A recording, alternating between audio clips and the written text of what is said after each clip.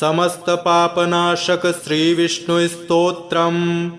पुष्कर उवाच। परदारपरद्रव्य जीवहिंसादिके यदा प्रवर्तते नृणां चित्तं प्रायश्चित्तं स्तुतिस्तदा। विष्णवे विष्णवे नित्यं विष्णवे विष्णवे नमः।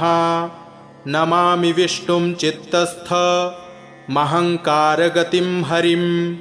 चित्तस्थमीशमव्यक्तमनन्तमपराजितं विष्णुमीड्यमशेषेण अनादिनिधनं विभुं। विष्णुश्चित्तगतो यन्मे विष्णुर्बुद्धिगतश्च यच्चाहङ्कारगो विष्णुर्यद्विष्णुर्मयि संस्थितः। करोति कर्म भूतोऽसौ स्थावरस्य चरस्य च। तत्पापं नाशमायातु तस्मिन्नेव हि चिन्तिते। ध्यातो हरति यत्पापं स्वप्ने द्रष्टस्तु भावनात्। तमुपेन्द्रमहं विष्णुं प्रणतार्तिहरं हरिं। जगत्यस्मिन्निराधारे मज्जमाने तमस्यधः। हस्तावलम्बनं विष्णुं प्रणमामि परात्परं। सर्वेश्वरेश्वर विभो परमात्मन्नधोक्षज। हृषीकेश हृषीकेश हृषीकेश नमोऽस्तु ते। नृसिंहानन्त गोविन्द भूतभावन केशव। दुरुक्तं दुष्कृतं ध्यातं शमयाधं नमोऽस्तु ते। यन्मया चिन्तितं दुष्टं स्वचित्तवशवर्तिना अकार्यमहदत्युग्रं तच्छमन्नय केशव। ब्रह्मण्यदेव गोविन्द परमार्थपरायण। जगन्नाथ जगद्धातः पापं प्रशमयाच्युत। यथा पराह्ने सायाह्ने मध्याह्ने च तथा निशि। कायेन मनसा वाचा कृतं पापमजानता। जानता च हृषीकेश पुण्डरीकाक्ष माधव। नामत्रयोच्चारणतः पापं यातु मम क्षयम्। शरीरं मे हृषीकेश पुण्डरीकाक्ष माधव। पापं प्रशमयाद्यत्वं वाकृतं मम माधव। यद्भुञ्जन् यत्स्वपंस्तिष्ठन् गच्छन् जाग्रद्यदा स्थितः। कृतवान् पापमद्याहं कायेन मनसा गिरा। यत्स्वल्पमपि यत्स्थूलं कुयोनिनरकावहं। तद्यातु प्रशमं सर्व वासुदेवानुकीर्तनात्। परं ब्रह्म परं धाम पवित्रं परमं च यत्। तस्मिन् प्रकीर्तिते विष्णौ यत्पापं तत्प्रणश्यतु। यत्प्राप्य न निवर्तन्ते गन्धस्पर्शादिवर्जितं। सूरयस्तत्पदं विष्णोस्तत्सर्वं शमयत्वधं। पापप्रणाशनं स्तोत्रं यः पठेत् शृणुयादपि। शारीरैर्मानसैर्वाजैः कृतैः पापैः प्रमुच्यते। सर्वपापग्रहादिभ्यो याति विष्णोः परं पदम्। तस्मात् पापे कृते जप्यं स्तोत्रं सर्वाघमर्दनं। प्रायश्चित्तमघौघानां स्तोत्रं व्रतकृते वरं। प्रायश्चित्तैस्तोत्रजपैर्व्रतैर्नश्यति पातकम्। ततः कार्याणि संसिद्ध्यै तानि वै भुक्तिमुक्तये। पुष्कर उवाच। परदारपरद्रव्य जीवहिंसादिके यदा प्रवर्तते नृणां चित्तं प्रायश्चित्तं स्तुतिस्तदा। विष्णवे विष्णवे नित्यं विष्णवे विष्णवे नमः। नमामि विष्णुं चित्तस्थ महङ्कारगतिं हरिं। चित्तस्थमीशमव्यक्तमनन्तमपराजितं विष्णुमीड्यमशेषेण अनादिनिधनं विभुं विष्णुश्चित्तगतो यन्मे विष्णुर्बुद्धिगतश्च यत् यच्चाहङ्कारगो विष्णुर्यद्विष्णुर्मयि संस्थितः करोति कर्म भूतोऽसौ स्थावरस्य चरस्य च तत्पापं नाशमायातु तस्मिन्नेव हि चिन्तिते ध्यातो हरति यत्पापं स्वप्ने द्रष्टस्तु भावनात् तमुपेन्द्रमहं विष्णुं प्रणतार्तिहरं हरिं जगत्यस्मिन्निराधारे मज्जमाने तमस्यधः हस्तावलम्बनं विष्णुं प्रणमामि परात्परं सर्वेश्वरेश्वर विभो परमात्मन्नधोक्षज ऋषिकेश ऋषिकेश ऋषिकेश नमोऽस्तु ते नृसिंहानन्त गोविन्द भूतभावन केशव दुरुक्तं दुष्कृतं ध्यातं शमयाधं नमोऽस्तु ते यन्मया चिन्तितं दुष्टं स्वचित्तवशवर्तिना अकार्यमहदत्युग्रं तच्छमन्नय केशव ब्रह्मण्यदेव गोविन्द परमार्थपरायण जगन्नाथ जगद्धातः पापं प्रशमयाच्युत यथा पराह्ने सायाह्ने मध्याह्ने च तथा निशि कायेन मनसा वाचा कृतं पापमजानता जानता च ऋषिकेश पुण्डरीकाक्षमाधव नामत्रयोच्चारणतः पापं यातु मम क्षयं शरीरं मे ऋषिकेश पुण्डरीकाक्षमाधव पापं प्रशमयाद्यत्वं वाकृतं मम माधव यद्भुञ्जन् यत्स्वपंस्तिष्ठन् गच्छन् जाग्रद्यदा स्थितः कृतवान् पापमद्याहं कायेन मनसा गिरा यत्स्वल्पमपि यत्स्थूलं कुयोनिनरकावहं तद्यातु प्रशमं सर्व वासुदेवानुकीर्तनात् परं ब्रह्म परं धाम पवित्रं परमं च यत् तस्मिन् प्रकीर्तिते विष्णौ यत्पापं तत्प्रणश्यतु यत्प्राप्य न निवर्तन्ते गन्धस्पर्शादिवर्जितं सूरयस्तत्पदं विष्णोस्तत्सर्वं शमयत्वधं पापप्रणाशनं स्तोत्रं यः पठेत् शृणुयादपि शारीरैर्मानसैर्वाजैः कृतैः पापैः प्रमुच्यते सर्वपापग्रहादिभ्यो याति विष्णोः परं पदं तस्मात् पापे कृते जप्यं स्तोत्रं सर्वाघमर्दनं प्रायश्चित्तमघौघानां स्तोत्रं व्रतकृते वरं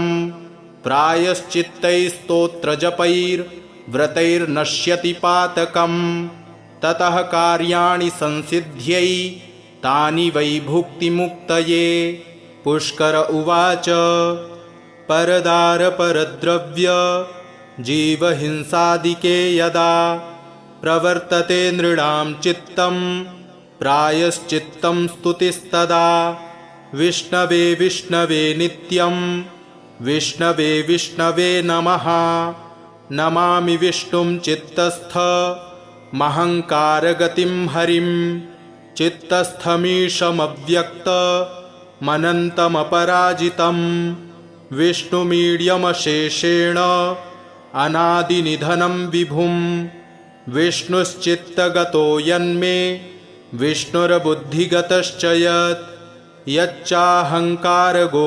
विष्णुर्यद्विष्णुर्मयि संस्थितः करोति कर्म भूतोऽसौ स्थावरस्य चरस्य च तत्पापं नाशमायातु तस्मिन्नेव हि चिन्तिते ध्यातो हरति यत्पापं स्वप्ने द्रष्टस्तु भावनात् तमुपेन्द्रमहं विष्णुं प्रणतार्तिहरं हरिं जगत्यस्मिन्निराधारे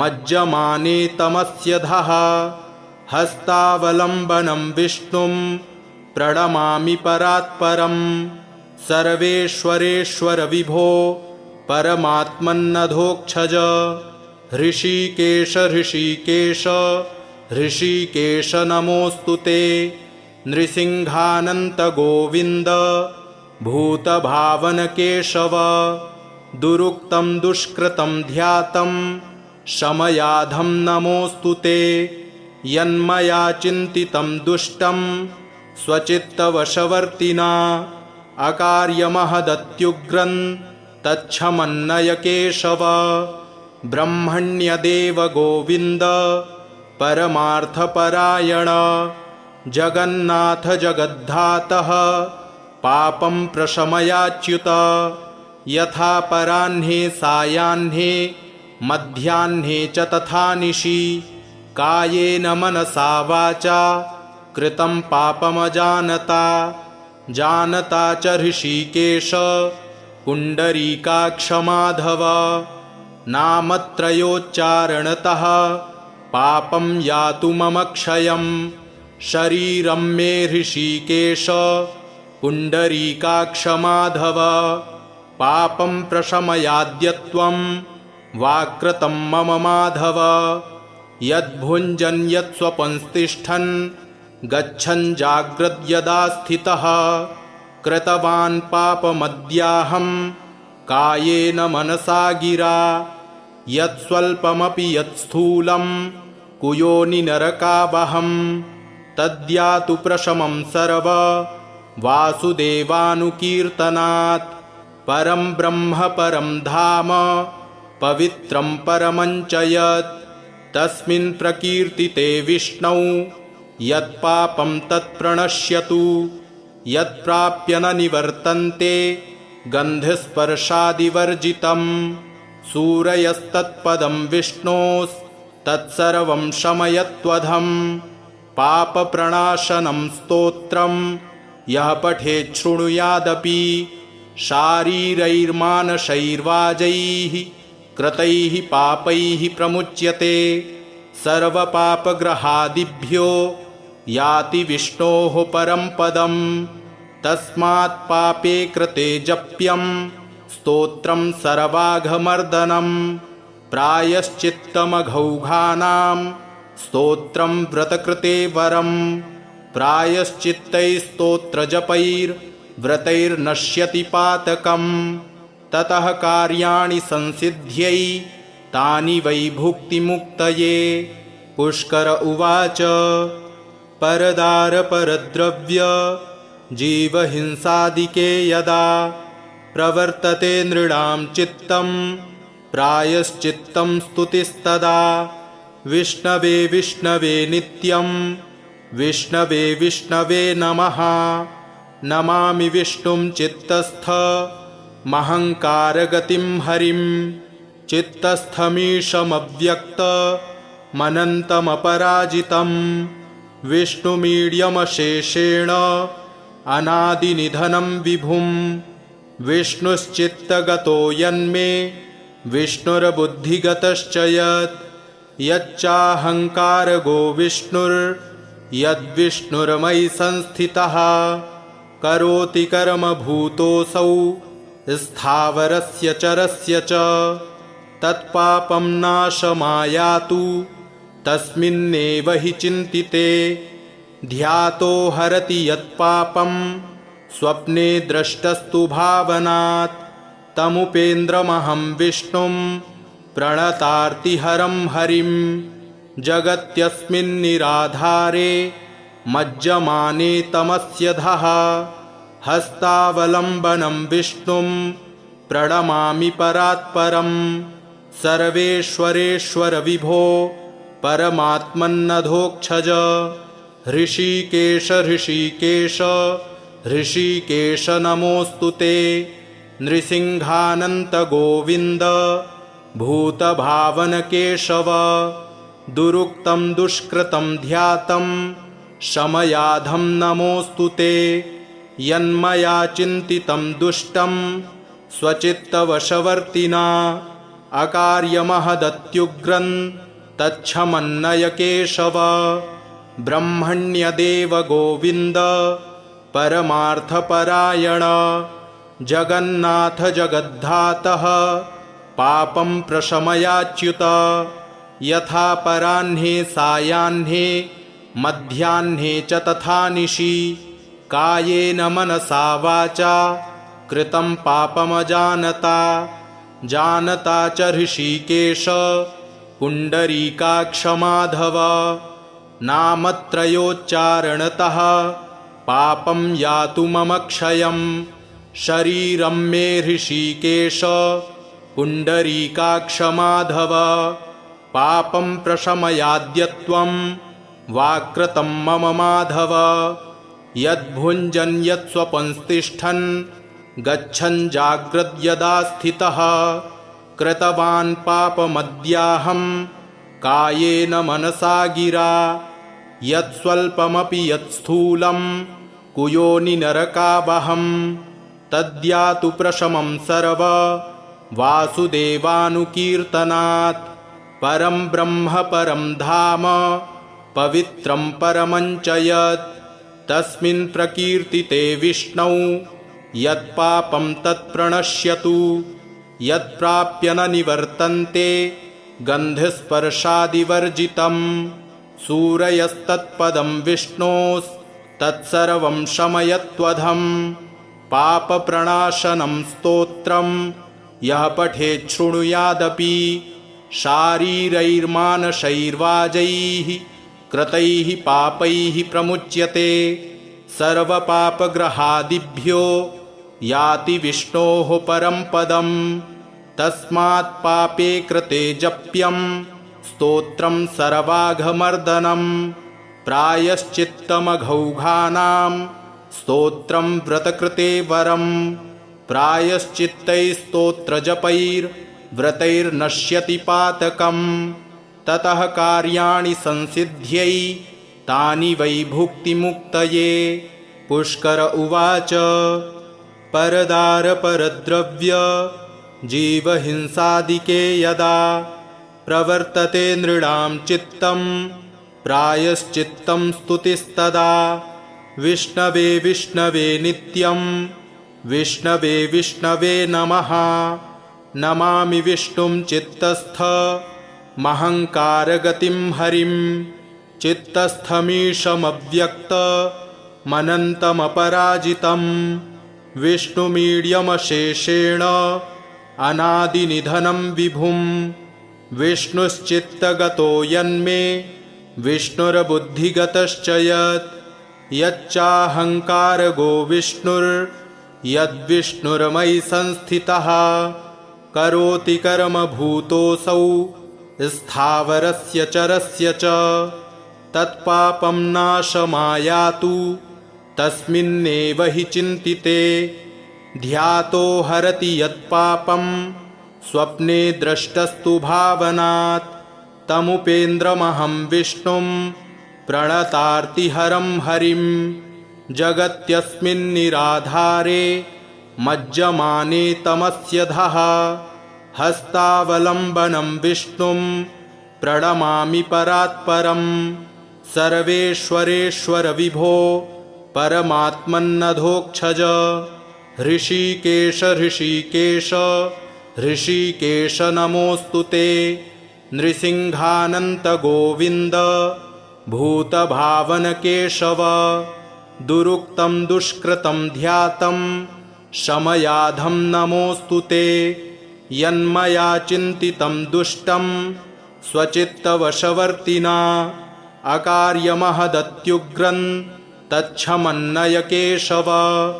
ब्रह्मण्यदेव गोविन्द परमार्थपरायण जगन्नाथ जगद्धातः पापं प्रशमयाच्युत। यथा पराह्ने सायाह्ने मध्याह्ने च तथा निशि कायेन मनसा वाचा कृतं पापमजानता।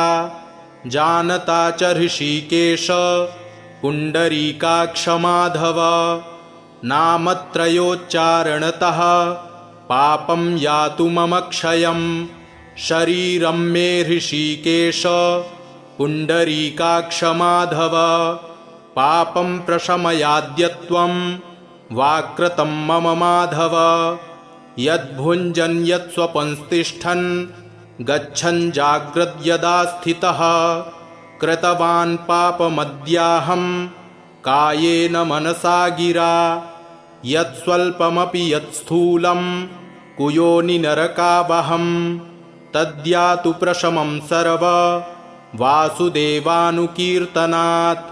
परं ब्रह्म परं धाम पवित्रं परमं च यत् तस्मिन् प्रकीर्तिते विष्णौ यत्पापं तत्प्रणश्यतु यत्प्राप्य न निवर्तन्ते गन्धस्पर्शादिवर्जितं सूरयस्तत्पदं विष्णोस्तत्सर्वं शमयत्वधं पापप्रणाशनं स्तोत्रं यः पठेत् शृणुयादपि शारीरैर्मानसैर्वाजैः कृतैः पापैः प्रमुच्यते सर्वपापग्रहादिभ्यो याति विष्णोः परं पदं तस्मात् पापे कृते जप्यं स्तोत्रं सर्वाघमर्दनं प्रायश्चित्तमघौघानां स्तोत्रं व्रतकृते वरं प्रायश्चित्तैस्तोत्रजपैर्व्रतैर्नश्यति पातकं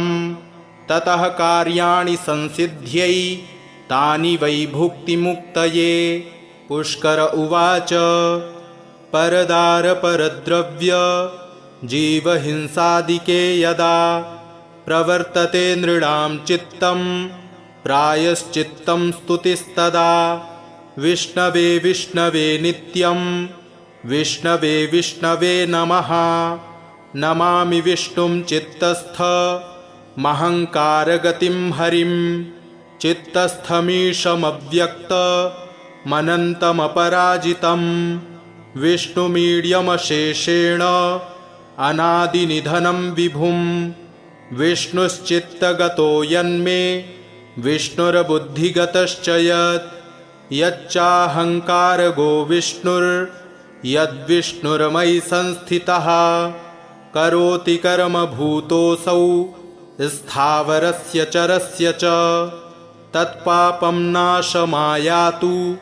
तस्मिन्नेव हि चिन्तिते ध्यातो हरति यत्पापं स्वप्ने द्रष्टस्तु भावनात् तमुपेन्द्रमहं विष्णुं प्रणतार्तिहरं हरिं जगत्यस्मिन्निराधारे मज्जमाने तमस्य धः हस्तावलम्बनं विष्णुं प्रणमामि परात्परं सर्वेश्वरेश्वर विभो परमात्मन्नधोक्षज ऋषिकेश ऋषिकेश ऋषिकेश नमोऽस्तु ते नृसिंहानन्त गोविन्द भूतभावन केशव दुरुक्तं दुष्कृतं ध्यातं शमयाधं नमोऽस्तु ते यन्मया चिन्तितं दुष्टं स्वचित्तवशवर्तिना अकार्यमहदत्युग्रं तच्छमन्नय केशव ब्रह्मण्यदेव गोविन्द परमार्थपरायण जगन्नाथ जगद्धातः पापं प्रशमयाच्युत यथा पराह्ने सायाह्ने मध्याह्ने च तथा निशि कायेन मनसा वाचा कृतं पापमजानता जानता च ऋषिकेश पुण्डरीकाक्ष माधव नामत्रयोच्चारणतः पापं यातु मम क्षयं शरीरं मे ऋषिकेश पुण्डरीकाक्ष माधव पापं प्रशमयाद्यत्वं वाक्कृतं मम माधव यद्भुञ्जन् यत्स्वपंस्तिष्ठन् गच्छन् जाग्रद्यदा स्थितः कृतवान् पापमद्याहं कायेन मनसा गिरा यत्स्वल्पमपि यत्स्थूलं कुयोनिनरकावहं तद्यातु प्रशमं सर्व वासुदेवानुकीर्तनात् परं ब्रह्म परं धाम पवित्रं परमञ्च यत् तस्मिन् प्रकीर्तिते विष्णौ यत्पापं तत्प्रणश्यतु यत्प्राप्य न निवर्तन्ते गन्धस्पर्शादिवर्जितं सूरयस्तत्पदं विष्णोस्तत्सर्वं शमयत्वधं पापप्रणाशनं स्तोत्रं यः पठेत् शृणुयादपि शारीरैर्मानसैर्वाजैः कृतैः पापैः प्रमुच्यते सर्वपापग्रहादिभ्यो याति विष्णोः परं पदं तस्मात् पापे कृते जप्यं स्तोत्रं सर्वाघमर्दनं प्रायश्चित्तमघौघानां स्तोत्रं व्रतकृते वरं प्रायश्चित्तैस्तोत्रजपैर्व्रतैर्नश्यति पातकं ततः कार्याणि संसिद्ध्यै तानि वै भुक्तिमुक्तये। पुष्कर उवाच परदारपरद्रव्य जीवहिंसादिके यदा प्रवर्तते नृणां चित्तं प्रायश्चित्तं स्तुतिस्तदा विष्णवे विष्णवे नित्यं विष्णवे विष्णवे नमः नमामि विष्णुं चित्तस्थमहङ्कारगतिं हरिं चित्तस्थमीशमव्यक्तमनन्तमपराजितं विष्णुमीड्यमशेषेण अनादिनिधनं विभुं विष्णुश्चित्तगतो यन्मे विष्णुर्बुद्धिगतश्च यत् यच्चाहङ्कारगो विष्णुर्यद्विष्णुर्मयि संस्थितः करोति कर्म भूतोऽसौ स्थावरस्य चरस्य च तत्पापं नाशमायातु तस्मिन्नेव हि चिन्तिते ध्यातो हरति यत्पापं स्वप्ने द्रष्टस्तु भावनात् तमुपेन्द्रमहं विष्णुं प्रणतार्तिहरं हरिं जगत्यस्मिन्निराधारे मज्जमाने तमस्यधः हस्तावलम्बनं विष्णुं प्रणमामि परात्परं सर्वेश्वरेश्वर विभो परमात्मन्नधोक्षज हृषीकेश हृषीकेश हृषीकेश नमोऽस्तु ते नृसिंहानन्त गोविन्द भूतभावन केशव दुरुक्तं दुष्कृतं ध्यातं शमयाधं नमोऽस्तु ते यन्मया चिन्तितं दुष्टं स्वचित्तवशवर्तिना अकार्यमहदत्युग्रं तच्छमन्नय केशव ब्रह्मण्यदेव गोविन्द परमार्थपरायण जगन्नाथ जगद्धातः पापं प्रशमयाच्युत यथा पराह्ने सायाह्ने मध्याह्ने च तथा निशि कायेन मनसा वाचा कृतं पापमजानता जानता च ऋषिकेश पुण्डरीकाक्ष माधव नामत्रयोच्चारणतः पापं यातु मम क्षयं शरीरं मे ऋषिकेश पुण्डरीकाक्ष माधव पापं प्रशमयाद्यत्वं वाकृतं मम माधव यद्भुञ्जन् यत्स्वपंस्तिष्ठन् गच्छन् जाग्रद्यदा स्थितः कृतवान् पापमद्याहं कायेन मनसा गिरा यत्स्वल्पमपि यत्स्थूलं कुयोनिनरकावहं तद्यातु प्रशमं सर्व वासुदेवानुकीर्तनात् परं ब्रह्म परं धाम पवित्रं परमञ्च यत् तस्मिन् प्रकीर्तिते विष्णौ यत्पापं तत्प्रणश्यतु यत्प्राप्य न निवर्तन्ते गन्धस्पर्शादिवर्जितं सूरयस्तत्पदं विष्णोस्तत्सर्वं शमयत्वधं पापप्रणाशनं स्तोत्रं यः पठेत् शृणुयादपि शारीरैर्मानसैर्वाजैः कृतैः पापैः प्रमुच्यते सर्वपापग्रहादिभ्यो याति विष्णोः परं पदं। तस्मात् पापे कृते जप्यं स्तोत्रं सर्वाघमर्दनं। प्रायश्चित्तमघौघानां स्तोत्रं व्रतकृते वरं। प्रायश्चित्तैस्तोत्रजपैर्व्रतैर्नश्यति पातकं। ततः कार्याणि संसिद्ध्यै तानि वै भुक्तिमुक्तये। पुष्कर उवाच परदारपरद्रव्य जीवहिंसादिके यदा प्रवर्तते नृणां चित्तं प्रायश्चित्तं स्तुतिस्तदा। विष्णवे विष्णवे नित्यं विष्णवे विष्णवे नमः। नमामि विष्णुं चित्तस्थ महङ्कारगतिं हरिं। चित्तस्थमीशमव्यक्तमनन्तमपराजितं। विष्णुमीड्यमशेषेण अनादिनिधनं विभुं। विष्णुश्चित्तगतो यन्मे विष्णुर्बुद्धिगतश्च यत्। यच्चाहङ्कारगो विष्णुर्यद्विष्णुर्मयि संस्थितः।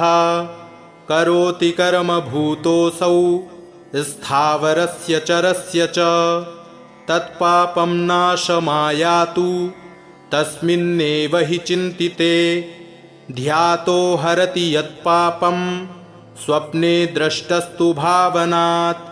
तमुपेन्द्रमहं विष्णुं प्रणतार्तिहरं हरिं। जगत्यस्मिन्निराधारे मज्जमाने तमस्यधः। हस्तावलम्बनं विष्णुं प्रणमामि परात्परं। सर्वेश्वरेश्वर विभो परमात्मन्नधोक्षज। हृषीकेश हृषीकेश हृषीकेश नमोऽस्तु ते। नृसिंहानन्त गोविन्द भूतभावन केशव। दुरुक्तं दुष्कृतं ध्यातं शमयाधं नमोऽस्तु ते। यन्मया चिन्तितं दुष्टं स्वचित्तवशवर्तिना अकार्यमहदत्युग्रं तच्छमन्नय केशव। ब्रह्मण्यदेव गोविन्द परमार्थपरायण। जगन्नाथ जगद्धातः पापं प्रशमयाच्युत। यथा पराह्ने सायाह्ने मध्याह्ने च तथा निशि। कायेन मनसा वाचा कृतं पापमजानता। जानता च ऋषिकेश पुण्डरीकाक्ष माधव। नामत्रयोच्चारणतः पापं यातु मम क्षयम्।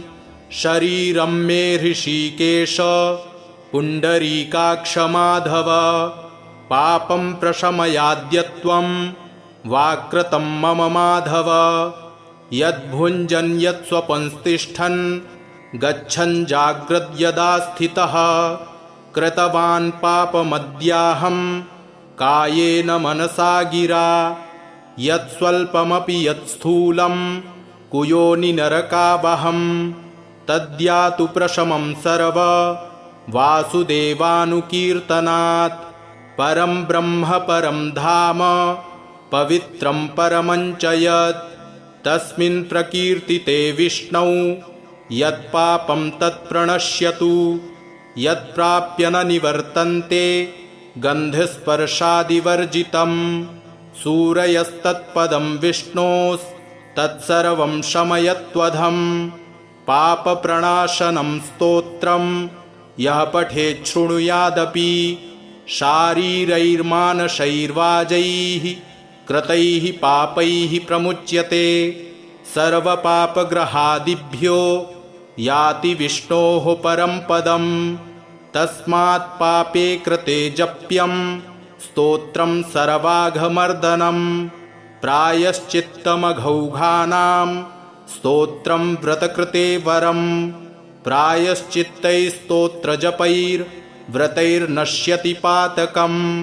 ततः कार्याणि संसिद्ध्यै तानि वै भुक्तिमुक्तये।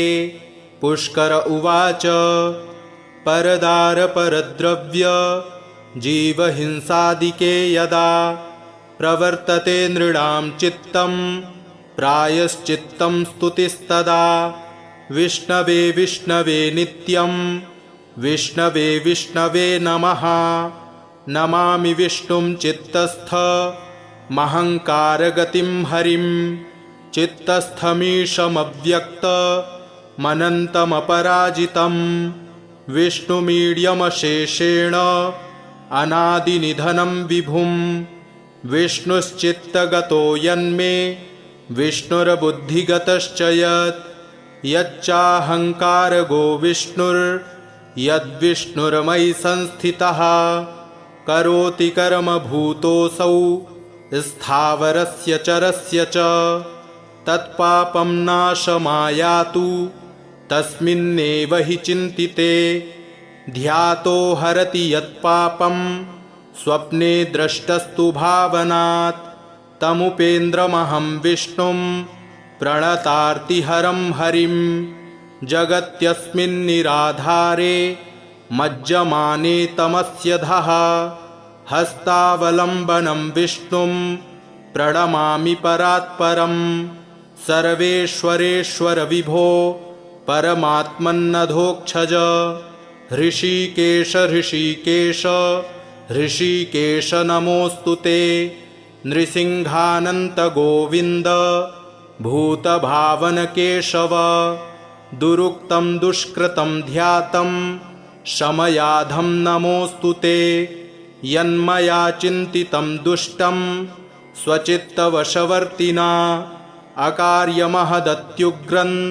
तच्छमन्नय केशव ब्रह्मण्यदेव गोविन्द परमार्थपरायण जगन्नाथ जगद्धातः पापं प्रशमयाच्युत यथा पराह्ने सायाह्ने मध्याह्ने च तथा निशि कायेन मनसा वाचा कृतं पापमजानता जानता च हृषीकेश पुण्डरीकाक्षमाधव नामत्रयोच्चारणतः पापं यातु मम क्षयं शरीरं मे हृषीकेश पुण्डरीकाक्षमाधव पापं प्रशमयाद्यत्वं वाकृतं मम माधव यद्भुञ्जन् यत्स्वपंस्तिष्ठन् गच्छन् जाग्रद्यदा स्थितः कृतवान् पापमद्याहं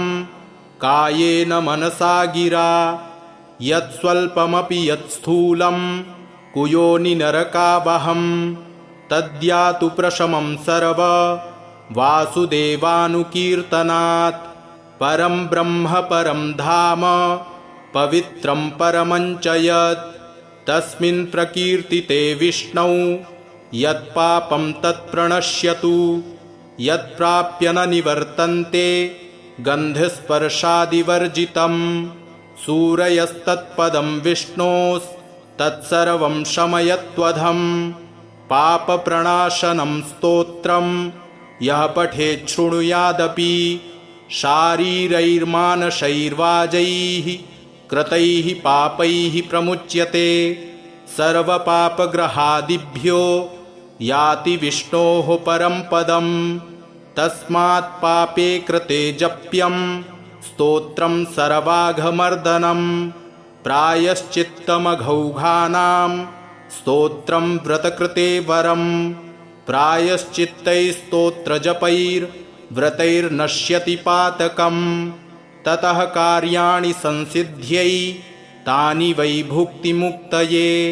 पुष्कर उवाच परदारपरद्रव्य जीवहिंसादिके यदा प्रवर्तते नृणां चित्तं प्रायश्चित्तं स्तुतिस्तदा विष्णवे विष्णवे नित्यं विष्णवे विष्णवे नमः नमामि विष्णुं चित्तस्थ महङ्कारगतिं हरिं चित्तस्थमीशमव्यक्तमनन्तमपराजितं विष्णुमीड्यमशेषेण अनादिनिधनं विभुं विष्णुश्चित्तगतो यन्मे विष्णुर्बुद्धिगतश्च यच्चाहङ्कारगो विष्णुर्यद्विष्णुर्मयि संस्थितः करोति कर्मभूतोऽसौ स्थावरस्य चरस्य च तत्पापं नाशमायातु तस्मिन्नेव हि चिन्तिते ध्यातो हरति यत्पापं स्वप्ने द्रष्टस्तु भावनात् तमुपेन्द्रमहं विष्णुं प्रणतार्तिहरं हरिं जगत्यस्मिन्निराधारे मज्जमाने तमस्यधः हस्तावलम्बनं विष्णुं प्रणमामि परात्परं सर्वेश्वरेश्वर विभो परमात्मन्नधोक्षज ऋषिकेश ऋषिकेश ऋषिकेश नमोऽस्तु ते नृसिंहानन्त गोविन्द भूतभावन केशव दुरुक्तं दुष्कृतं ध्यातं शमयाधं नमोऽस्तु ते यन्मया चिन्तितं दुष्टं स्वचित्तवशवर्तिना अकार्यमहदत्युग्रं तच्छमन्नय केशव ब्रह्मण्यदेव गोविन्द परमार्थपरायण जगन्नाथ जगद्धातः पापं प्रशमयाच्युत यथा पराह्ने सायाह्ने मध्याह्ने च तथा निशि कायेन मनसा वाचा कृतं पापमजानता जानता च ऋषिकेश पुण्डरीकाक्ष माधव नामत्रयोच्चारणतः पापं यातु मम क्षयं शरीरं मे ऋषिकेश पुण्डरीकाक्ष माधव पापं प्रशमयाद्यत्वं वाकृतं मम माधव यद्भुञ्जन् यत्स्वपंस्तिष्ठन् गच्छन् जाग्रद्यदा स्थितः कृतवान् पापमद्याहं कायेन मनसा गिरा यत्स्वल्पमपि यत्स्थूलं कुयोनिनरकावहं तद्यातु प्रशमं सर्व वासुदेवानुकीर्तनात् परं ब्रह्म परं धाम पवित्रं परमं च यत् तस्मिन् प्रकीर्तिते विष्णौ यत्पापं तत्प्रणश्यतु यत्प्राप्य न निवर्तन्ते गन्धस्पर्शादिवर्जितं सूरयस्तत्पदं विष्णोस्तत्सर्वं शमयत्वधं पापप्रणाशनं स्तोत्रं यः पठेत् शृणुयादपि शारीरैर्मानसैर्वाजैः कृतैः पापैः प्रमुच्यते सर्वपापग्रहादिभ्यो याति विष्णोः परं पदं तस्मात् पापे कृते जप्यं स्तोत्रं सर्वाघमर्दनं प्रायश्चित्तमघौघानां स्तोत्रं व्रतकृते वरं प्रायश्चित्तैस्तोत्रजपैर्व्रतैर्नश्यति पातकं ततः कार्याणि संसिद्ध्यै तानि वै भुक्तिमुक्तये पुष्कर उवाच परदारपरद्रव्य जीवहिंसादिके यदा प्रवर्तते नृणां चित्तं प्रायश्चित्तं स्तुतिस्तदा विष्णवे विष्णवे नित्यं विष्णवे विष्णवे नमः नमामि विष्णुं चित्तस्थ महङ्कारगतिं हरिं चित्तस्थमीशमव्यक्तमनन्तमपराजितं विष्णुमीड्यमशेषेण अनादिनिधनं विभुं विष्णुश्चित्तगतो यन्मे विष्णुर्बुद्धिगतश्च यच्चाहङ्कारगो